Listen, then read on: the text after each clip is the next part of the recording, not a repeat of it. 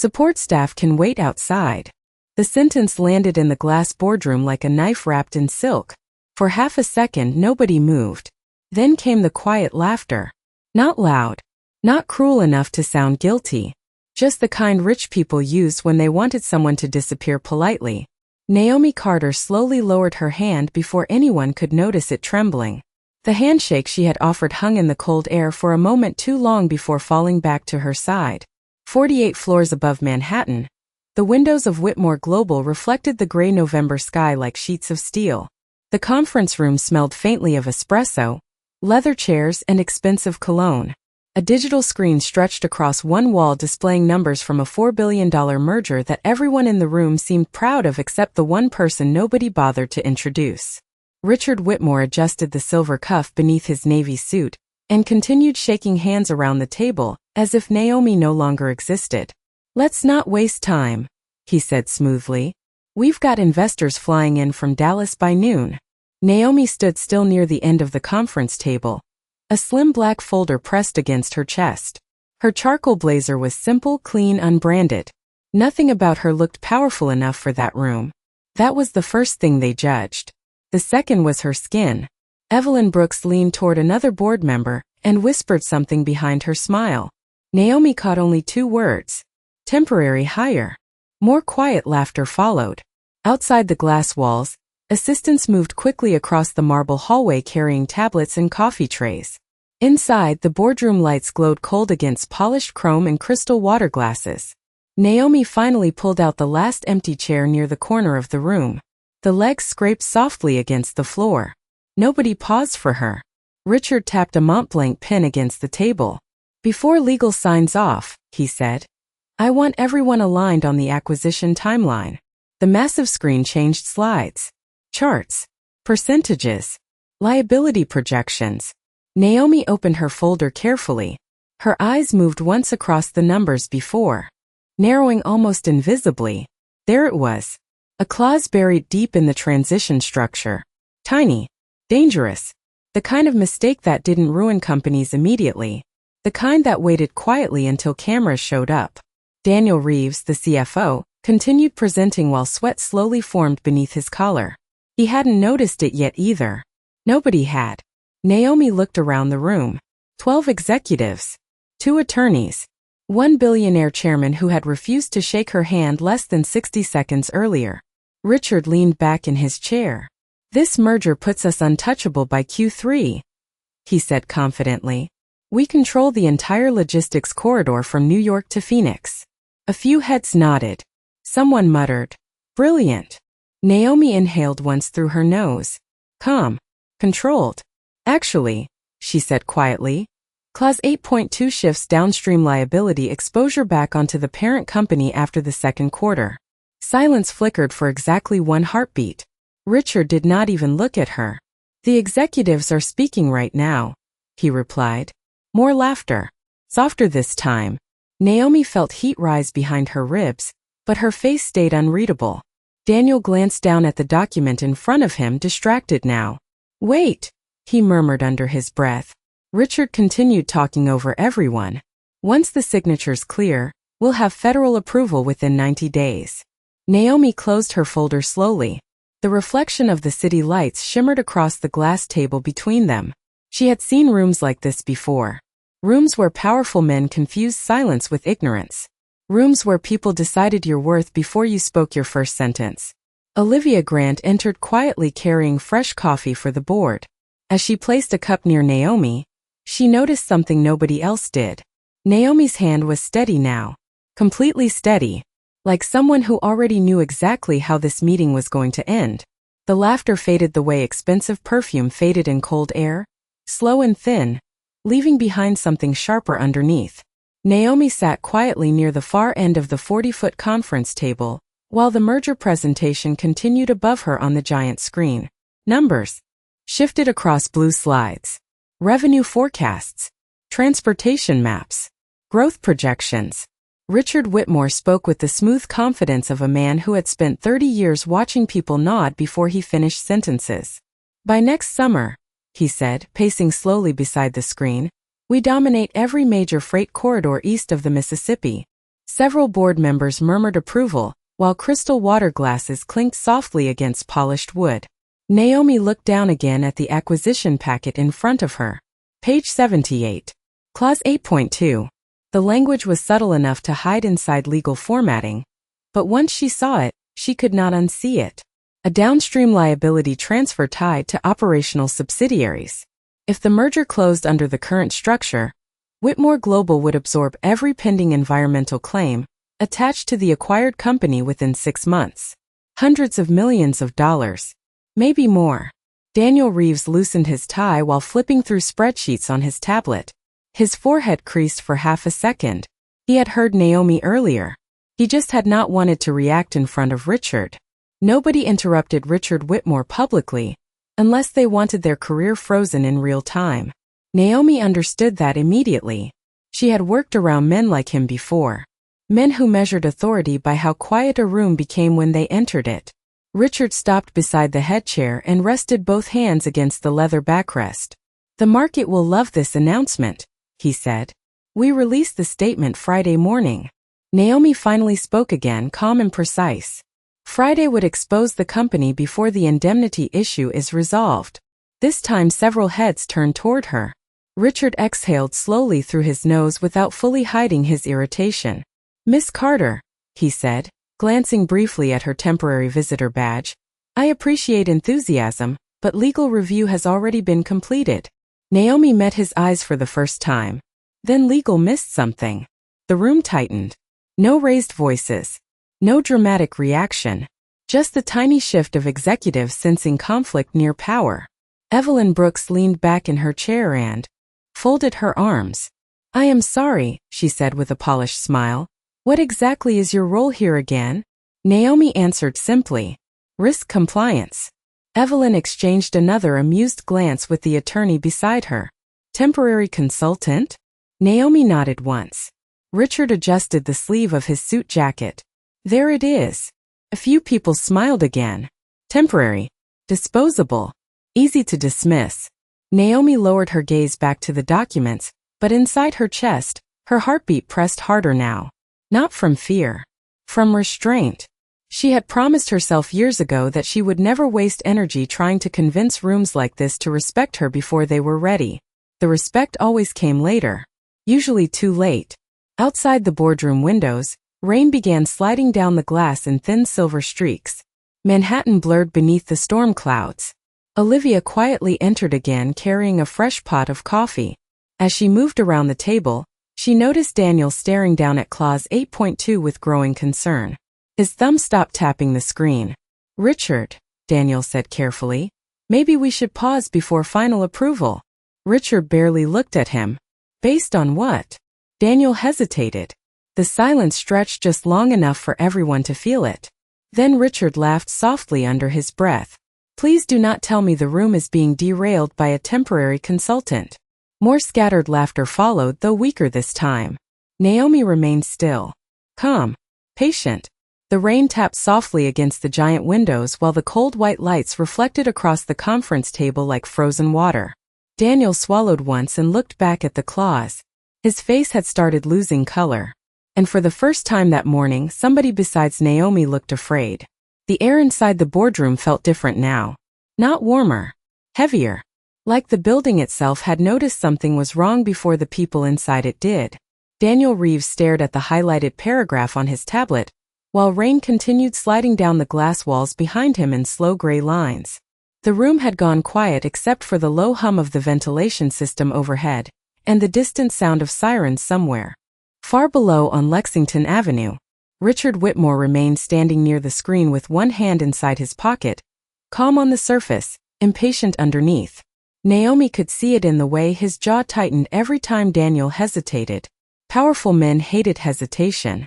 It reminded them they were not fully in control. "Daniel," Richard said evenly, "if there is a concern, say it clearly." Daniel swallowed once. Clause 8.2 transfers post-acquisition environmental liability directly to us after the second quarter. A few board members frowned immediately. One attorney straightened in his chair. Evelyn Brooks blinked twice as she leaned toward the screen again. Richard did not move. "That is impossible," he said. Legal reviewed this structure 3 times. Naomi finally closed her folder and slid it gently across the polished table toward Daniel. The sound barely rose above a whisper. Page 78, she said quietly. Cross-reference subsection C with the indemnity expiration timeline. Daniel opened the folder. His eyes moved faster now, then slower, then completely stopped. Naomi watched the exact moment realization hit him. It always looked the same. Silence first, then fear. Daniel leaned back in his chair as if the numbers had physically pushed him away from the table. My God, he muttered. Richard's expression hardened. You are overreacting. Naomi answered before Daniel could. No, sir. He is calculating. The room froze again. Not because she raised her voice. She did not. Naomi Carter never sounded emotional when she was certain. That was what unsettled people. Richard slowly turned toward her for the first time since the meeting began. His blue eyes narrowed slightly beneath the cold white lights. You seem very comfortable speaking in rooms above your level. The words settled across the table like frost. Nobody spoke afterward. Not Evelyn. Not the attorneys. Not even Olivia near the coffee station by the wall. Naomi held Richard's gaze without blinking. Risk does not care about job titles, she said softly. One of the younger board members looked down immediately, pretending to check emails he had already read. Daniel rubbed both hands over his face before speaking again. If this closes under the current structure, every pending federal claim transfers to Whitmore Global by July. Evelyn sat forward sharply. How much exposure? Daniel looked at the figures again. Potentially $800 million. This time nobody laughed. Outside the room, thunder rolled faintly above Manhattan. Richard walked slowly back toward the head chair, his expensive shoes pressing softly against the marble floor. Naomi noticed something small but important. He was no longer performing confidence for the room. He was thinking. Real thinking. Dangerous thinking. Who drafted the revision? Richard asked coldly. One attorney cleared his throat nervously. It came from Blackwell and Pierce during final negotiations. Richard looked toward Daniel. And nobody caught this? Daniel did not answer immediately. His eyes drifted toward Naomi instead. Richard followed the glance. For one brief second, the billionaire chairman looked at Naomi Carter differently than before. Not with respect yet, but with uncertainty. And uncertainty was the first crack power ever allowed itself to show. Naomi reached for her coffee cup at last. It had gone cold. She took a small sip anyway while the billion-dollar room around her slowly began realizing the only person who understood the danger had been the woman they almost asked to leave. Nobody reached for their coffee anymore. The room had crossed into that strange corporate silence where every person suddenly became aware of how expensive their mistakes could become. Rain continued tapping softly against the giant windows overlooking Midtown, while the merger documents sat open across the table like evidence nobody wanted to touch. Richard Whitmore remained standing near the head chair, one hand resting against the polished wood, the other slowly turning his wedding ring around his finger. Naomi noticed that detail immediately. People revealed themselves through habits when pressure entered the room. Daniel Reeves cleared his throat and looked toward the legal team again.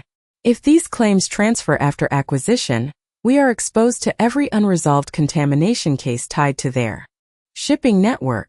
One attorney adjusted his glasses nervously. The indemnity protections were supposed to remain active for 18 months. Naomi spoke quietly before he could continue. They expire after 6. The attorney stopped talking. Richard looked toward her sharply. You seem remarkably certain for someone who has been here less than a week.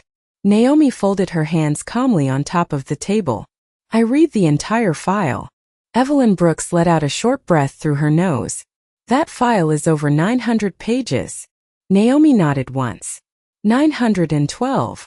Another silence. Different this time. Smaller. Less arrogant. Richard walked slowly back toward the digital screen, but the rhythm of the meeting had changed now. Earlier, everyone had followed him naturally, like passengers trusting a pilot. Now people were checking numbers independently, whispering, recalculating. One board member quietly opened his laptop again with shaking fingers. The confidence inside the room had started leaking out through invisible cracks. Olivia moved carefully between chairs collecting untouched coffee cups. As she reached Naomi, she paused for half a second. "Would you like a fresh one?" she asked softly. Naomi gave a polite smile. "Thank you." It was the first genuinely kind thing anyone had said to her since she entered the building that morning. Richard noticed the exchange. His expression darkened slightly, though he said nothing.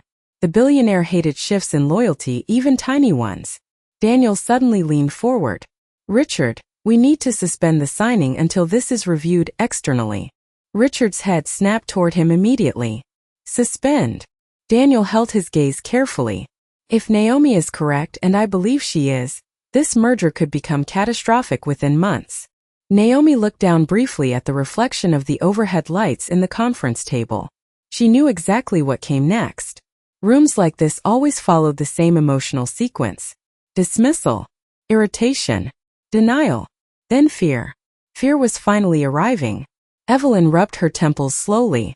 How did nobody catch this? One of the attorneys answered too quickly.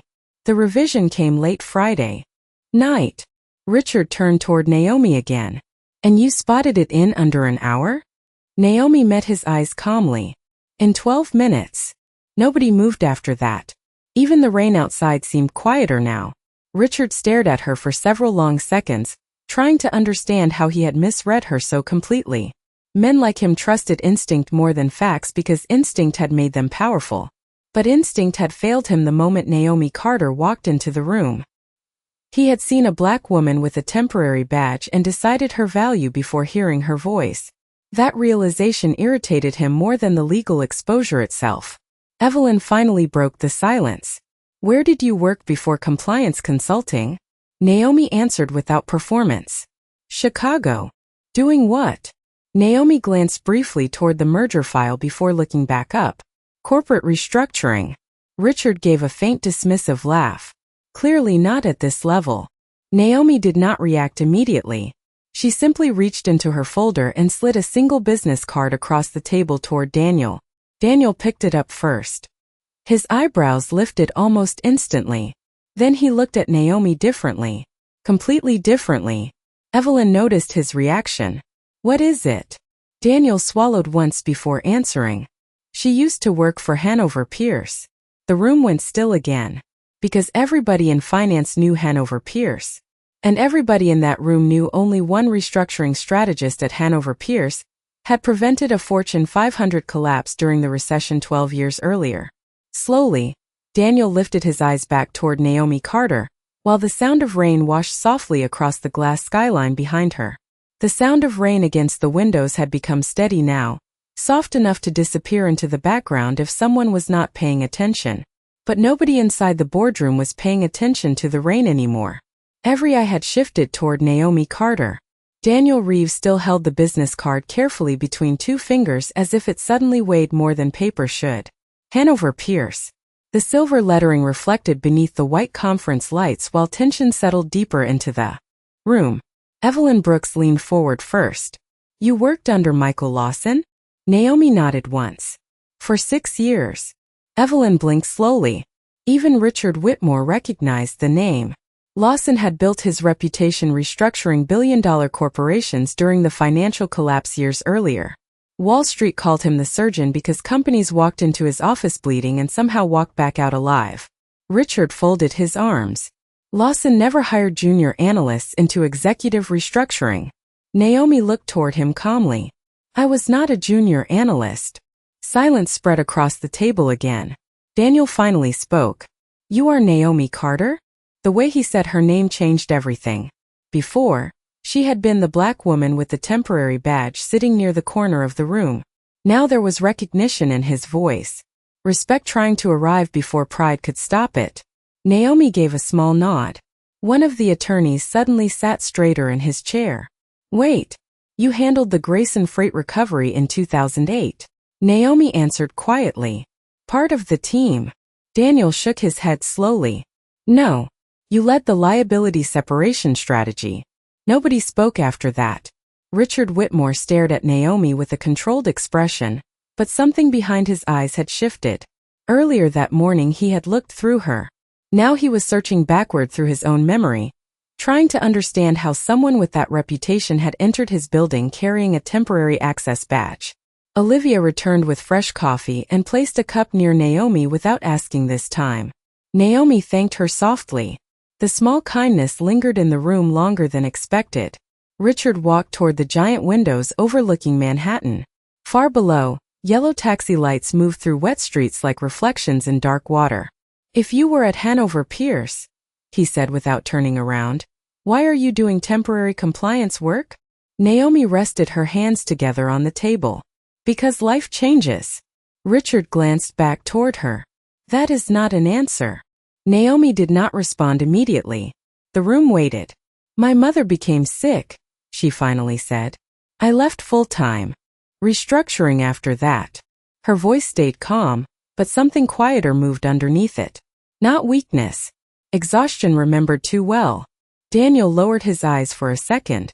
Evelyn looked away toward the rain. Even the attorneys stopped typing.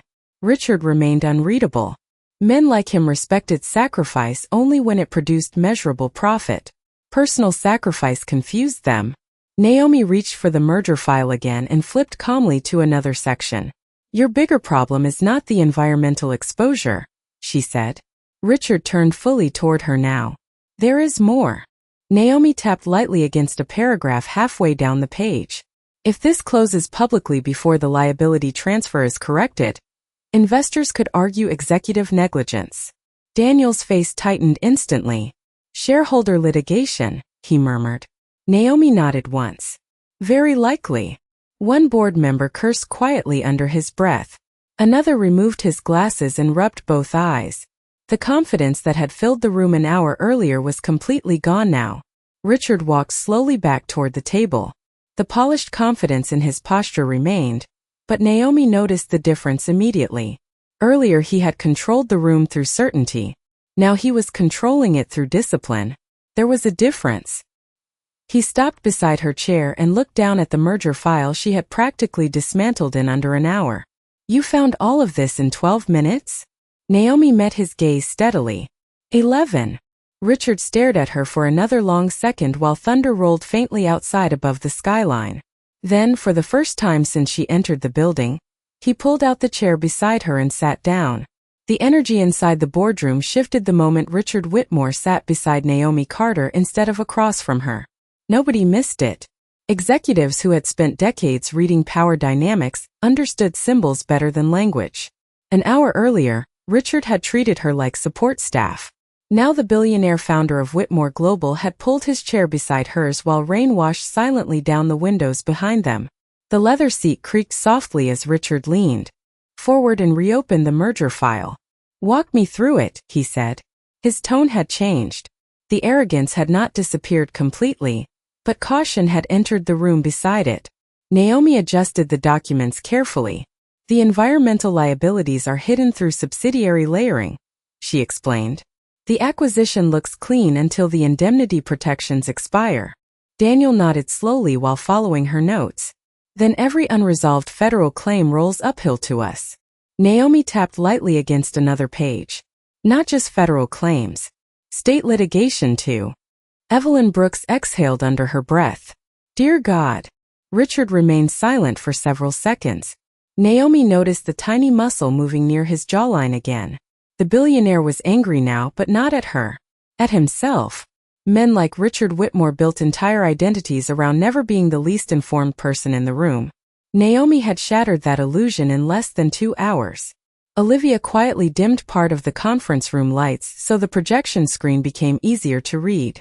The colder lighting softened into muted blue reflections across the glass walls. Outside, the storm over Manhattan had deepened.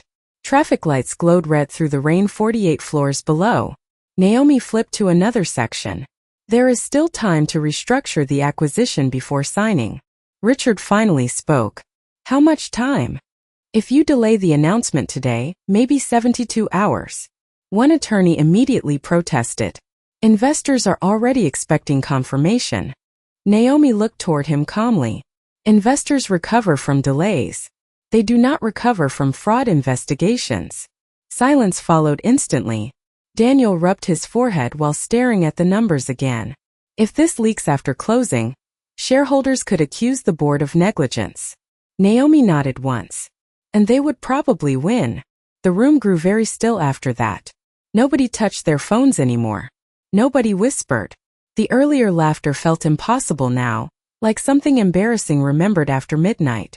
Richard leaned back slightly and studied Naomi's face carefully for the first time. Not her clothes. Not her badge. Her. Why did Hanover Pierce let you go? The question landed sharper than the others. Evelyn looked uncomfortable immediately. Daniel lowered his eyes toward the table. Naomi remained calm. They did not. Richard waited. Naomi folded her hands loosely together. I resigned. For your mother? Naomi nodded. She had early onset dementia. Her voice stayed steady but quieter now. I moved back to Cleveland to care for her. For a moment, the room lost its corporate edge entirely. No billion-dollar merger. No board politics. Just the sound of rain against glass and a woman explaining why her career disappeared. Olivia stood near the coffee station pretending to organize cups while listening carefully. Richard's expression shifted almost invisibly. Not sympathy exactly. Something more complicated. Recognition, maybe. Naomi continued before anyone could answer with pity. After she passed, I did independent consulting. Daniel looked at her again with growing disbelief. You walked away from Hanover Pierce voluntarily? Naomi gave the smallest shrug. Some things matter more. Richard stared at the merger documents for a long moment after that. Then he spoke quietly, almost to himself. People usually kill for seats in rooms like this. Naomi looked toward the rain-streaked skyline beyond the windows. That is part of the problem. Nobody answered her. Because deep down, every person at that table understood exactly what she meant. The room that had laughed at her an hour earlier now listened every time she breathed. Richard slowly removed his glasses and placed them beside the merger file. Cancel the investor call, he said finally. Several heads lifted immediately. Daniel blinked. You are postponing? Richard kept his eyes on Naomi. No, his voice dropped lower. We are rebuilding the deal from the ground up. And for the first time all morning, Naomi Carter allowed herself the smallest hint of relief behind her steady expression. The boardroom slowly emptied over the next 20 minutes, but nobody left casually anymore. Executives walked out carrying stacks of revised documents against their chests, like people evacuating something unstable. The earlier confidence had disappeared completely, replaced by the quiet urgency of damage control. Outside the glass walls, assistants moved faster through the hallways while phones vibrated non-stop across polished desks. Whitmore Global had not announced the merger cancellation publicly yet, but inside the building the shift in atmosphere was already spreading floor by floor like electricity. Naomi remained seated near the end of the conference table, reviewing legal notes under the softened blue light from the digital screen. The storm outside had darkened Manhattan into shades of steel and silver. Daniel Reeves stood nearby with his jacket folded over one arm, still staring occasionally toward Naomi as though part of him had not fully accepted she was real. I read your Grace and Freight case study in business school, he admitted quietly. Naomi kept her eyes on the paperwork. That was a long time ago. Daniel gave a faint laugh. People still talk about it. Naomi finally looked up. People usually remember the company survived. They forget how many employees were about to lose everything. Daniel did not answer immediately. There was something uncomfortable about hearing someone speak about billion-dollar recoveries as if they were human tragedies instead of financial victories. Most executives never use words like employees first. Richard Whitmore stood near the window speaking sharply into his phone while rain rolled down the glass behind him. Naomi could hear fragments of the conversation. Delay the announcement. No external statements yet. I do not care what Blackwell and Pierce promised. His voice carried authority naturally, but the edge underneath it had changed. Earlier that morning he had sounded untouchable. Now he sounded responsible. There was a difference. Olivia quietly approached Naomi carrying a fresh cup of coffee and a small paper bag from the cafe downstairs. You have not eaten all morning, she said softly. Naomi blinked once, surprised. You noticed that? Olivia smiled carefully. I notice everything in this building. Naomi thanked her and opened the bag. A plain turkey sandwich wrapped in white paper. Simple. Warm. For a brief second, the smell reminded her of hospital waiting rooms years earlier while caring for her mother. Long nights. Vending machine coffee. Legal documents balanced beside insurance paperwork. She pushed the memory away gently before it settled too deeply. Richard ended his phone call and turned back toward the room. His eyes landed briefly on the sandwich in Naomi's hands. Something unreadable crossed his expression again. Maybe guilt. Maybe discomfort. He walked back toward the table slowly while loosening his tie for the first time all day. Everyone else will continue revisions upstairs, he said. I want a smaller team reviewing exposure directly. Daniel nodded immediately. Agreed. Richard looked at Naomi. You are staying. It was not phrased as a question. Naomi folded the sandwich wrapper neatly beside her folder. All right. Richard pulled out a chair across from her, this time instead of beside her. The subtle distance did not go unnoticed. He rested both forearms against the table and studied her quietly for several seconds while the building hummed around them. Why did nobody know you were consulting here? Naomi answered simply. Because I did not need them to. Richard frowned slightly. Most people with your reputation announce themselves before entering the room. Naomi looked toward the rain-streaked skyline beyond the windows. Most people spend too much time trying to be seen. The billionaire leaned back slowly after hearing that. Daniel glanced between them carefully, sensing something changing underneath the conversation now. Not friendship. Something stranger. Respect arriving through resistance. Richard removed his watch and placed it on the table beside the merger files. Expensive silver against dark wood. You know, he said quietly. When you walked into this room this morning, I thought you were support staff. Naomi met his eyes calmly. I know. Richard inhaled once through his nose. And you still stayed. Naomi looked down briefly at the legal documents spread across the table before answering. The work mattered more than the insult. The room fell silent after that. Not awkward silence. Heavy silence. The kind that forces people to hear themselves honestly for the first time in years. And somewhere beneath the sound of rain against glass and traffic 48 floors below, Richard Whitmore realized that the woman he had dismissed within seconds possessed something far rarer than intelligence. She possessed dignity without needing permission from anyone in the room. By late afternoon, the storm outside had swallowed most of Manhattan in gray shadows and blurred lights. The upper floors of Whitmore Global remained awake with tension. Conference calls echoed faintly behind glass offices while printers hummed non-stop across the executive wing. Inside the smaller strategy room beside the main boardroom, stacks of revised contracts covered the long walnut table like pieces of a collapsing puzzle. Naomi Carter sat near the end reviewing liability structures line by line, while Daniel Reeves typed revisions into a secured system beside her.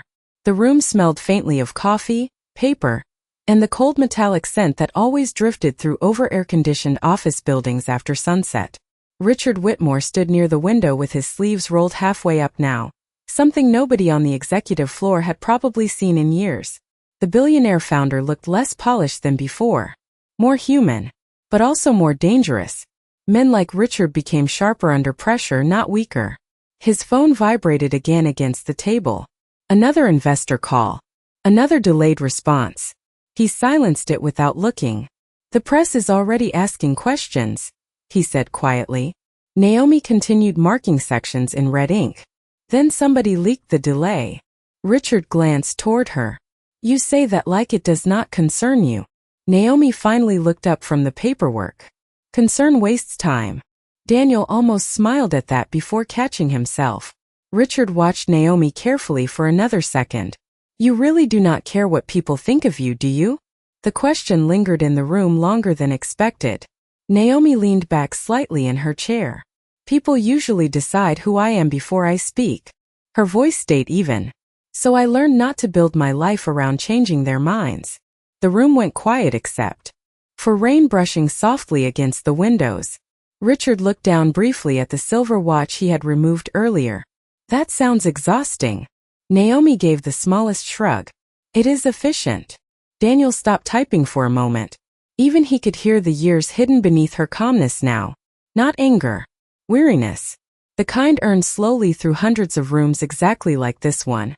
Richard walked back toward the table and rested both hands against the chair across from Naomi. When I walked into that boardroom this morning, he admitted carefully, I saw someone temporary. Naomi held his gaze calmly. I know what you saw. Richard's jaw tightened slightly. You think this is about race? Daniel looked up instantly. The room became very still. Naomi answered without hesitation. I think race made it easier for you to dismiss me. Richard inhaled slowly through his nose. The billionaire had spent decades controlling conversations, but this one moved differently. There was no anger in Naomi's voice. That made it harder to defend against. You do not know me, he said finally. Naomi nodded once. No, but I know rooms like this. Rainwater streaked downward behind her reflection in the dark glass windows. I know what happens when a black woman enters carrying no visible power. People assume she belongs near the coffee before they assume she belongs near the numbers. Nobody spoke afterward. Daniel looked down at the table. Richard stared at Naomi for several long seconds while distant thunder rolled somewhere above the city. Then Olivia quietly entered carrying fresh legal binders against her chest. She immediately sensed the tension and slowed near the doorway. Richard stepped back from the table. That was not my intention, he said at last. Naomi closed another folder softly. Intent and impact are different things. The sentence landed harder than anything else she had said all day. Richard looked away first. Olivia placed the binders carefully beside Naomi and whispered a small thank you under her breath before leaving again. Daniel rubbed his forehead slowly while reviewing the updated risk projections. If we rebuild the acquisition tonight, we can still save the deal. Naomi nodded. Yes. Richard looked toward her again. And if we cannot? Naomi's eyes moved toward the rain-dark skyline beyond the windows. Then at least your employees will still have a company left to work for 6 months from now. The billionaire said nothing after that. Because deep down, he knew she was the only person in the building who had been thinking about the employees from the very beginning. By 8:30 that night, the executive floor looked nothing like the confident machine it had been that morning. The lights remained on across nearly every office, casting pale reflections over rain-dark windows while exhausted analysts moved quickly through hallways carrying revised financial projections. Somewhere downstairs, cleaning crews vacuumed empty conference rooms and polished marble floors that no one important would notice tomorrow. But on the 48th floor, nobody was thinking about appearances anymore. They were thinking about survival. Naomi Carter sat alone for a moment inside the smaller strategy room, while Daniel handled a compliance call down the hall, and Richard Whitmore disappeared into another emergency meeting with investors. The quiet felt strange after 12 straight hours of pressure. Naomi loosened her fingers slowly above the paperwork spread across the table. Tiny aches moved through her hands from turning pages all day. The overhead lights buzzed softly while steam drifted from the untouched cup of coffee beside her. Cold now. Again. She looked out through the glass walls toward Manhattan. The storm had started breaking apart over the city, leaving streaks of silver rain hanging between skyscrapers. Far below, headlights moved through wet streets like rivers of light. Naomi closed her eyes for one brief second. Just one. Long enough to feel the exhaustion she had ignored all day settle into her shoulders. Then the door opened quietly. Richard stepped inside carrying 2 folders beneath one arm. His tie was gone now completely, and the top button of his shirt hung open slightly. He looked older than he had that morning. Not physically. Honestly. The investors are nervous, he said as he placed the folders on the table. Naomi opened her eyes. Good. Richard almost smiled at that. Almost. He sat across from her and loosened the cuffs on his sleeves. You really do not waste sympathy on wealthy people, do you? Naomi folded another document neatly before answering. Wealth already receives enough sympathy. Richard leaned back slowly in his chair. For several seconds neither of them spoke. The building hummed quietly around them while rainwater traced long lines across the windows behind Richard's reflection. Finally he said, I owe you an apology. Naomi looked up but did not answer immediately. Richard inhaled once before continuing. This morning I judged you before you spoke. Naomi studied him calmly. Yes. Richard nodded once, accepting it without defense this time. I saw your badge. Your clothes. I made assumptions. Naomi's expression remained unreadable. Most people do. Richard looked down briefly at his hands. Hands that had built companies, signed billion-dollar contracts, rejected hers without hesitation. That still does not make it right. The quiet after that felt different than before. Softer somehow. Less guarded. Naomi leaned back slightly in her chair. You know what the strange part is? Richard looked up. People always remember the obvious insults. Naomi's eyes drifted toward the skyline outside. The real damage comes from the small ones. The moments where people decide you do not belong before you even sit down. Richard said nothing, because there was no defense left for that. Daniel returned moments later carrying updated projections, and stopped when he sensed the shift in the room. Earlier tension had cooled into something steadier now. Not comfort exactly. Understanding. The revised structure works, Daniel said carefully while placing documents onto the table. If we separate the subsidiary exposure before acquisition, the board can still approve by Monday. Naomi immediately leaned forward to review the numbers again. Focus returning instantly. Richard watched her quietly for a moment before speaking. You never stop working, do you? Naomi scanned another paragraph. People lose jobs when executives get tired. Daniel exchanged a glance with Richard after hearing that. Neither man had spoken once all day about janitors, warehouse workers, drivers, assistants, or receptionists. Naomi had spoken about them constantly. Richard slowly stood and walked toward the windows again. The rain had nearly stopped now. Across the skyline, thousands of office lights glowed against the dark like scattered stars. You know, he said quietly while staring out at the city. For someone who claims not to care what people think, you spend an awful lot of energy protecting people. Naomi looked down at the contracts in front of her before answering. Those are not the same thing. And somewhere deep inside the silence that followed, Richard Whitmore realized the woman he had dismissed that morning possessed something he had spent most of his life chasing without ever fully finding. Character. At 9:17 that night, the first alert hit Daniel Reeves's phone like a dropped glass in a quiet church. The sharp vibration cut through the strategy room while Naomi reviewed revised liability schedules beneath the pale overhead lights. Daniel glanced at the screen and immediately straightened in his chair. Richard, he said carefully, you need to see this. Richard Whitmore turned from the window and took the phone. His face changed almost instantly. Not panic. Worse. Calculation. Naomi watched him silently while rainwater continued sliding down the dark windows behind him. What happened? She asked. Richard handed the phone across the table without speaking. Naomi read the headline once. Internal sources suggest Whitmore Global delays acquisition amid undisclosed compliance concerns. Beneath it, financial analysts were already speculating online. Stock volatility warnings. Investor anxiety. Rumors spreading faster than facts. Daniel cursed quietly under his breath.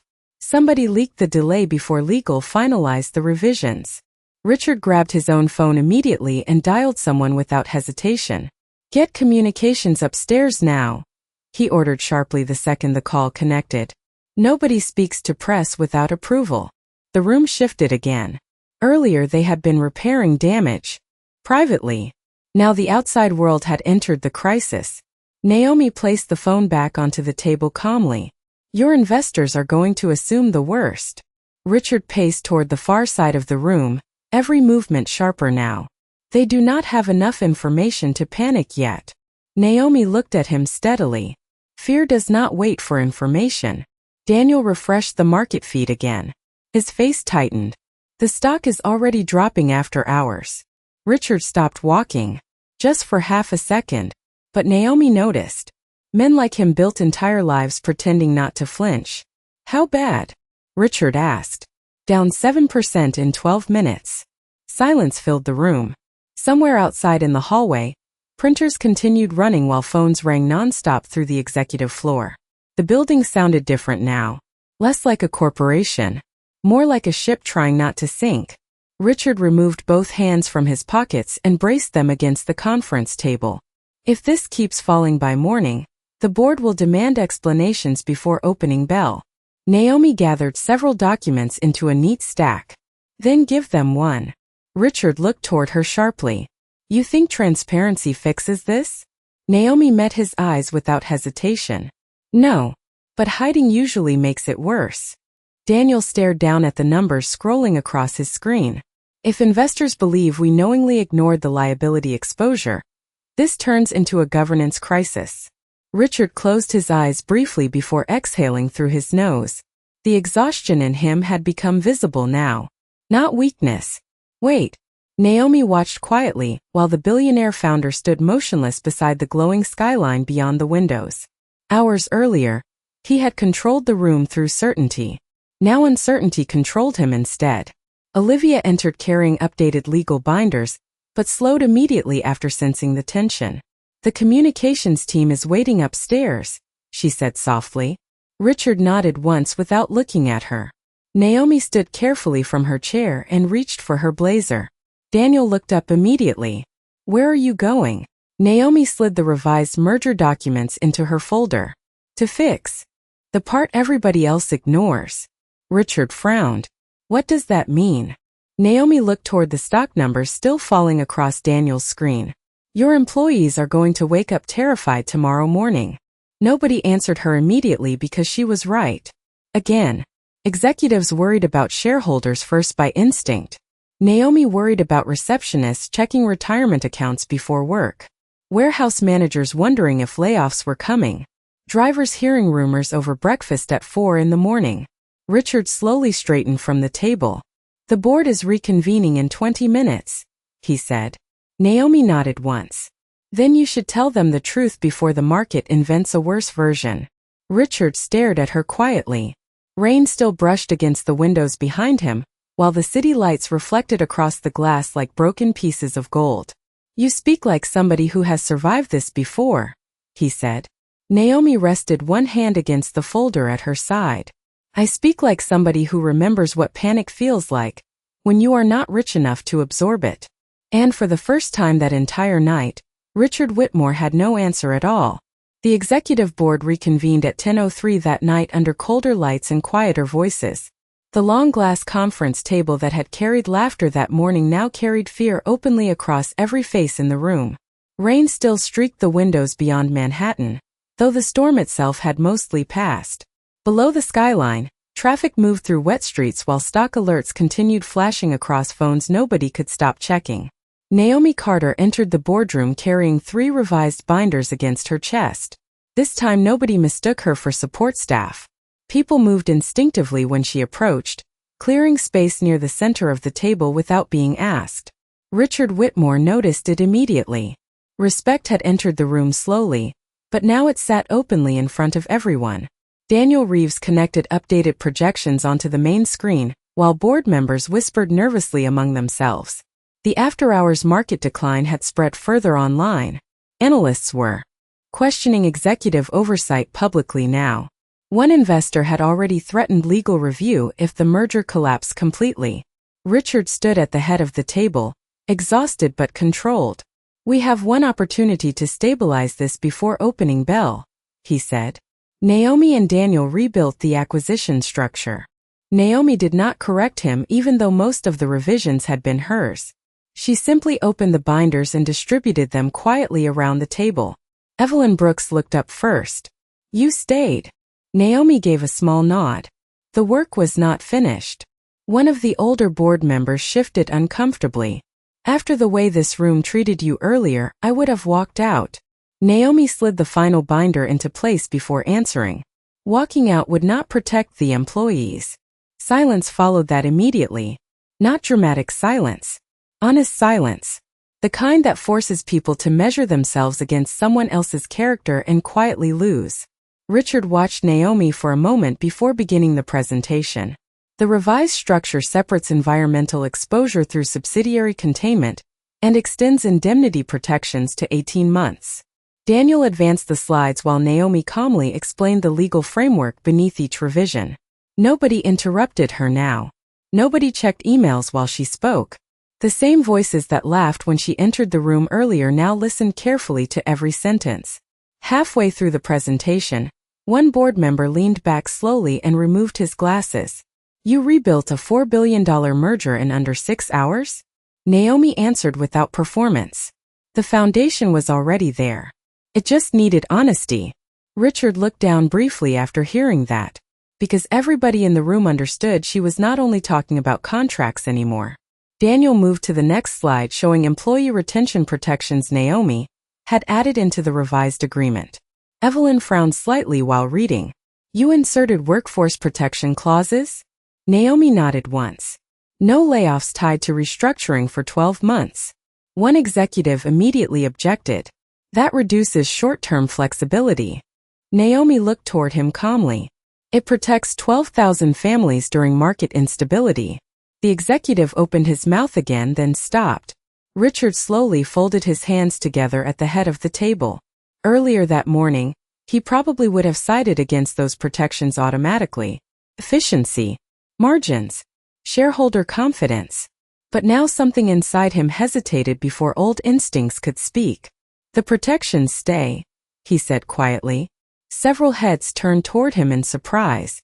Naomi looked up from the documents for the first time in several minutes. Richard met her eyes only briefly before continuing the meeting. But the moment had already happened. Daniel noticed it. Evelyn noticed it. Even Olivia standing silently near the wall noticed it. The billionaire who once dismissed Naomi Carter within seconds was now defending revisions she believed would protect workers he had never personally met. The meeting continued past midnight while exhaustion settled into every corner of the room. Coffee cooled untouched beside laptops. Pens rolled across financial reports. Outside the windows, the rain finally stopped completely, leaving the skyline glowing against black glass like scattered gold. Naomi reviewed the final page of the agreement one last time before closing her folder softly. This will hold, she said. Nobody questioned her anymore. Richard looked around the table slowly at the exhausted executives, the rewritten merger documents, the woman who had saved the company after being humiliated inside the same room less than 14 hours earlier. Then he quietly said the one thing nobody expected to hear from him that night. We owe her more than gratitude. The clock on the conference room wall read 12:41 a.m. when the final revision was approved. Nobody celebrated. Exhaustion had settled too deeply into the room for celebration. Empty coffee cups covered the table beside legal binders and half-finished notes written in hurried handwriting.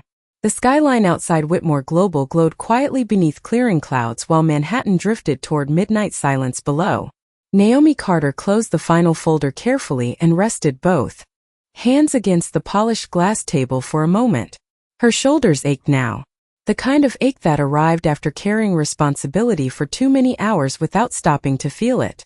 Daniel Reeves leaned back heavily in his chair and let out a long breath. The restructuring holds, he said quietly. The board vote passes at opening. Evelyn Brooks removed her glasses and rubbed her eyes.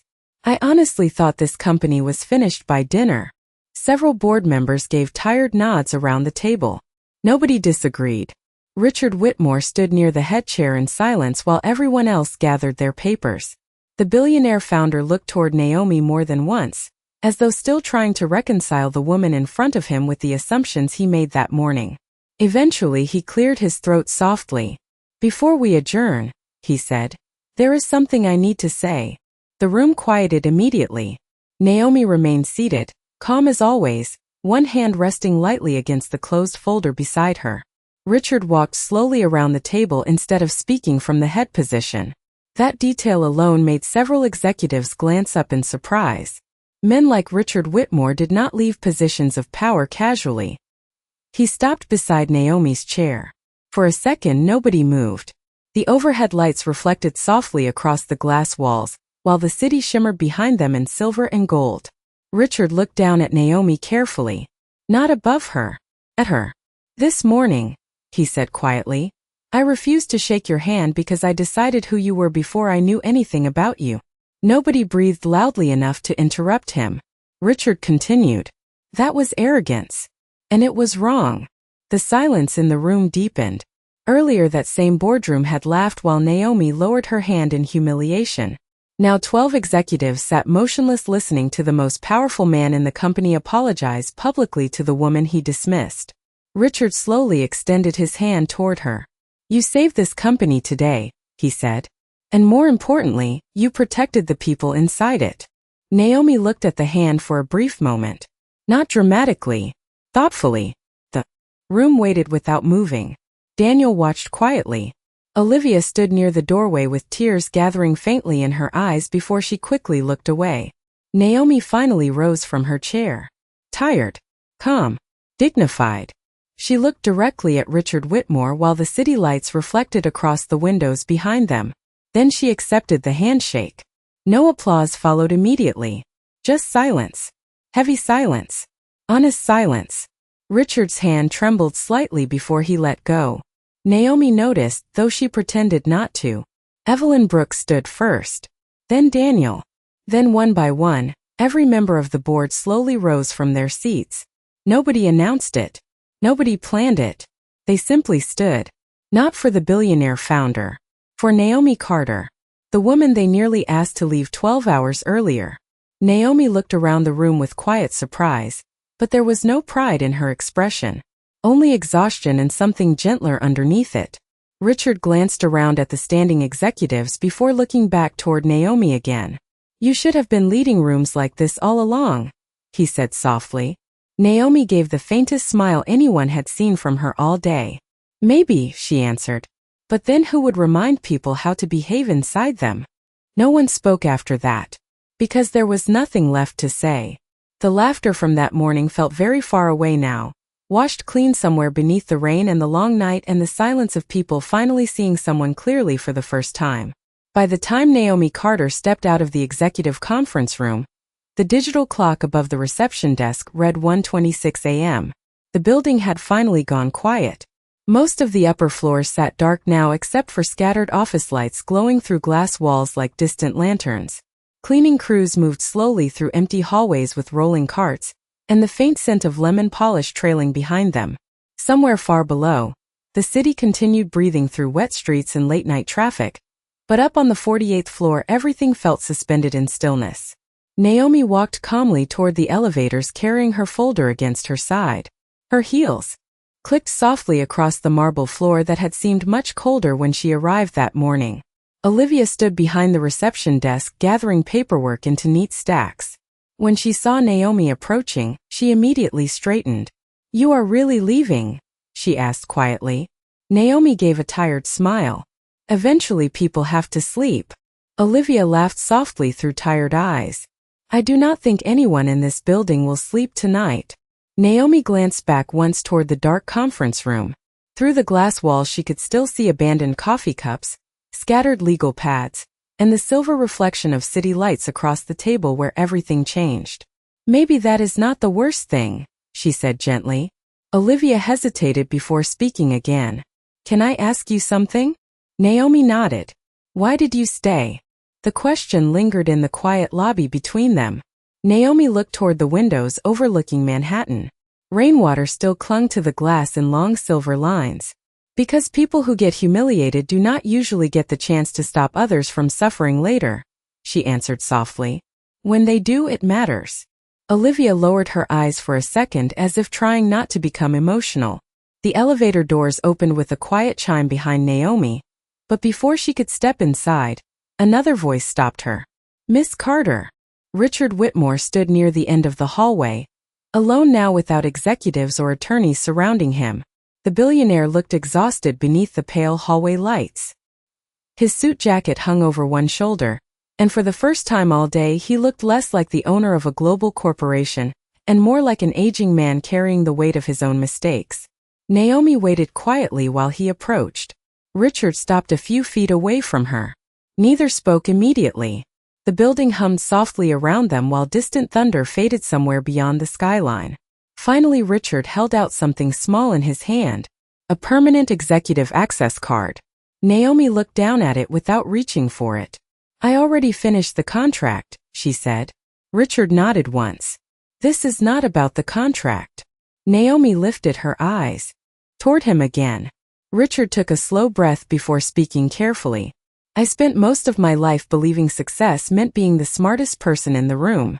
His voice stayed low. Honest. Today a woman I dismissed within seconds reminded me that character matters more than status ever will. Naomi remained quiet. Richard glanced briefly toward the dark windows beside them. You changed something in this building today. Naomi looked at the access card again before gently pushing his hand back toward him. Then make sure it stays changed after I leave. Richard stared at her for a moment as if realizing that was the real test. Not whether she saved the company, whether the people inside it learned anything afterward. Slowly he lowered the card. Naomi finally stepped into the elevator. The doors began closing, but just before they met, Richard spoke one last time. Naomi. She looked up. The billionaire who once refused to shake her hand stood quietly beneath the dim hallway lights with tired eyes and no arrogance left in his voice at all. Thank you, he said. Naomi held his gaze for one brief second. Then the elevator doors closed softly between them. As the elevator descended through the sleeping tower, Naomi leaned back against the wall and finally exhaled the breath she had been carrying all day. Outside, the storm clouds over Manhattan had broken apart completely now, and the first faint light of morning touched the glass skyline in gold.